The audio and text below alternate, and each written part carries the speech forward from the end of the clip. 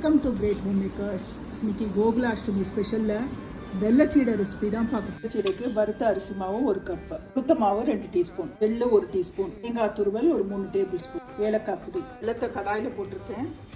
கொஞ்சமாக தண்ணி விட்டு வெள்ளம் நல்லா கரையும். வெள்ளத்தை வடிகட்டி கடாயில் விட்டுருக்கேன். இது ஒரு தக்காளி பழ பதத்துக்கு பாகு வரும். பாகு வந்து நல்லா தக்காளி பதத்துக்கு வந்தாச்சு. இந்த மாவில் வந்து இந்த பாகை வந்து விட்டுடலாம்.